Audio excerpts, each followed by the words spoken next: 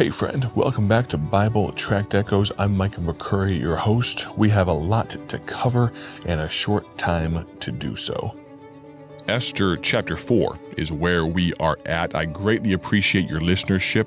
I hope you'll tune your ears to what God has for us today.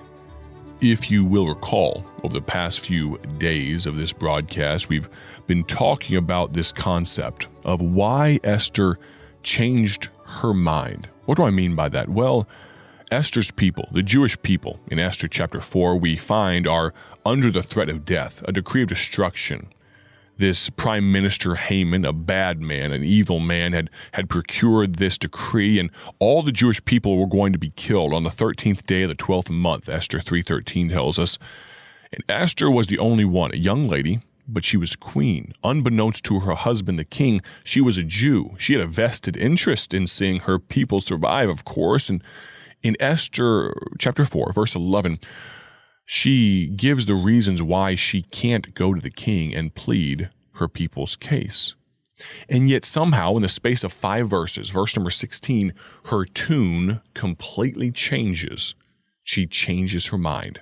She says, "If I perish, I perish. If this is the death of me, I'm going to do the right thing." What changed her mind? And the question today for you is, what will change your mind? What will change your mind? We mentioned that the fact that she realized her people were condemned, that helped change her mind. Her people were condemned simply because of who they were. They were Jews. And realize we are condemned to hell because of who we are. We're part of humanity.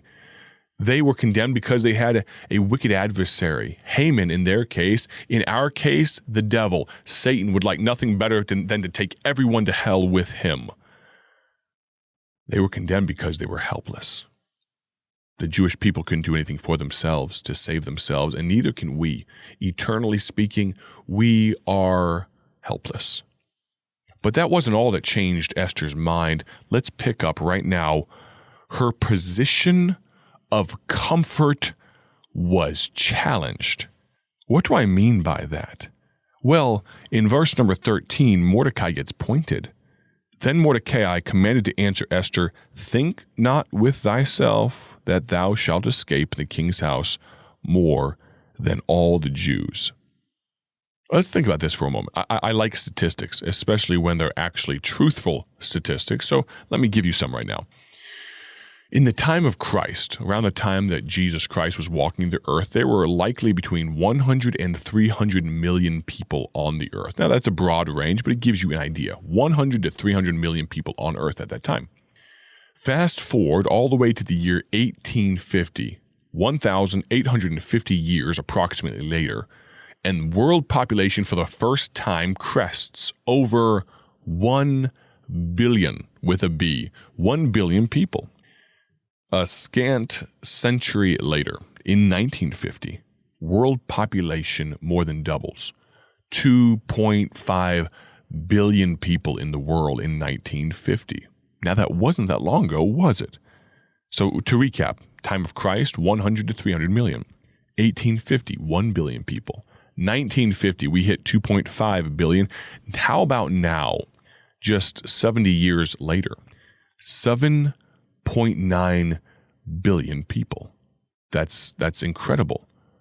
More than triple.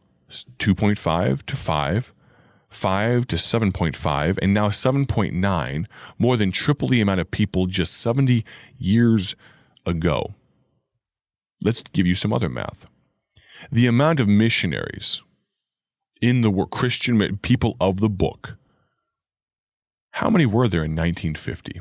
People going to a foreign field to evangelize the lost. People that we support with our gospel tracts free of charge. How many are there? I'm sorry, how many were there?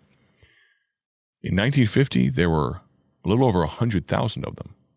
100,000. To God be the glory. If you do the math on that, really that ratio, 2.5 billion people on earth to 100,000 missionaries, that's really not too dire. That's really, yes, there's a lot of people to reach for each one of those missionaries, but it's not insane. But how about now? 7.9 billion people on earth. What, just to let you in on a little secret, I'm trying to challenge your position of comfort. I'm trying to challenge how intense you are about your personal witness. How many missionaries? Now, this is only true as of 2019, and I'll tell you very truthfully, COVID years have not helped missionary numbers by any stretch of the imagination, but as of 2019, 69 years after 1950, how many missionaries? 3 times the world population and 1/3 the missionaries. Instead of 100,000, less than 30,000. 66% reduction. I'm going to challenge you. It's not time to slow down. We aren't here to just enjoy the comforts of the world. Let me ask you bluntly. Has God stopped calling people into his service?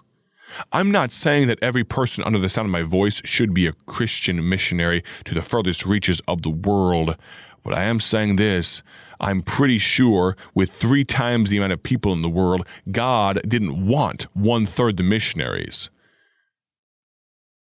There should be, to keep pace, 300,000 missionaries, 10 times what's actively on the field, and 30,000 honestly might be a generous number.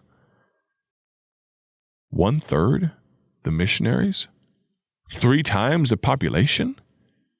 Has it occurred to you that God hasn't stopped calling? Maybe we've just stopped listening? You know what we've done, especially American Christianity? We've put our fingers in our ears. We've said, la, la, la, la, la, la, la. We put the do not disturb sign on the door. Please don't bother me here. We are too comfortable. Is that true for you? When was the last time you did something difficult because God wanted you to? A man was asked, he was going to the darkest reaches of the continent of Africa. Why are you going there, sir? Why would you do this? Aren't there lost people elsewhere? Why does God want you to go specifically to those heathens, as they were called? His answer was this: I'd rather have my blood dripping from their hands than to have their blood dripping from my hands in eternity. That brings it home, doesn't it? How is it that Esther changed her mind? She realized her people were condemned. Her position of comfort was challenged. Her purpose in life became clear. Why are you here? If I demanded, if I required, if I came to your home, to your vehicle where you are listening right now, I put my finger in your face and said, tell me why. Or better yet, if I brought my microphone that everyone else is listening to right now and I said, tell me why you are alive. Tell me, friend, what is your purpose? You ever asked a young person about to graduate high school, so what are you going to do? You're going to go to college? Or maybe even a college student getting close to graduation. What are you going to do? And you get that blank stare. I don't know. I'm not sure. You ever asked a Christian, what more are you going to do for God? What does God want you to do? You just sat through a week of me asking you what's going to change your mind. So what are you going to do? I don't know. Esther's purpose became clear. Let me put it to you this way. A wiser man than me made this observation. You know, me as an evangelist, as a representative for Bible Tracts Incorporated, I was in 60-something churches last year, and most of those people, the reason they have me in, of course, to challenge their people, to preach their people, but in my position as a representative for Bible Tracts and many other people as missionaries, you know, the folks that come through on Deputation Trail, and they're going to Iceland, going to Brazil, going to Mexico, going to China, going all these places. What you want from them as a church member, sitting there in your pew, you want them to prove to you their calling. You want some, warm fuzzies. That if you give this person money, if you support them in perpetuity, if you send them $50, $100, $250, $500 a month for a long time, you want to know that they know what they're doing. Why are you here? Really, what you want them to do is to prove their call. Why are you going? Why would you uproot your family? I have a friend of mine in the country of Panama, went there not long ago. They got there and their luggage was lost. They walk into what was likely not the cleanest home with their child, brand new, young couple, not married for an excessive period of time, going to learn a language they don't know, to preach to people they don't know. It would be good before they went that they could prove their calling. Don't you think? That'd be wise. Why are you doing this? Well, a wiser man than me made this observation. If I've got to come to you to prove my calling, if I've got to convince you that what I'm doing is just, that what I'm doing is right, that we need money for gospel tracts, and when we send money, when we send gospel tracts to India and Myanmar and Mexico and Philippines, that we're doing what God wants us to do, if I have to prove my call to go, then friend, why shouldn't you have to prove your call to stay? What are you talking about? I mean, if I have to look you in the eye and tell you why I do what I do and why I think I should have a burning desire to go to the furthest reaches of the world and get gospel tracts to them, then you should tell me why you have your rear end in your church pew every Sunday and why you're not somewhere else. Now, if God has called you to be a Sunday school teacher at your home church, and he's called you to faithfully tithe and give offerings there, and he's called you to be a bus driver and to uplift the hands of the man of God for your place, he's called you to do those things, then don't leave, don't move, don't change, keep doing that thing. But if God has been pricking your heart to do something more, to do something else, I don't mean something greater, I just mean something different, and you haven't done it yet, what's gonna change your mind? If this has felt a little bold, a little brash, a little in your face, then friend, I do believe today I've said what God would have me to say. Have a great day for His glory. We'll talk to you soon. God bless.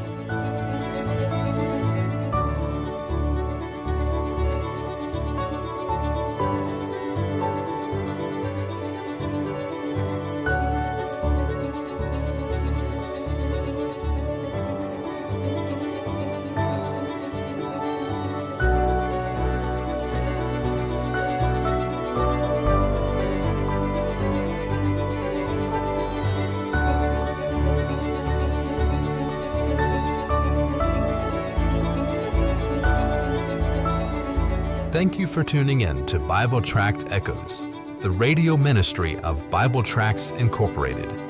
Want to see our gospel tracts and other resources? Visit us online at BibleTractsInc.org. That's BibleTractsInc.org. Or follow us on social media to learn how you can partner with this ministry. Thanks again for listening.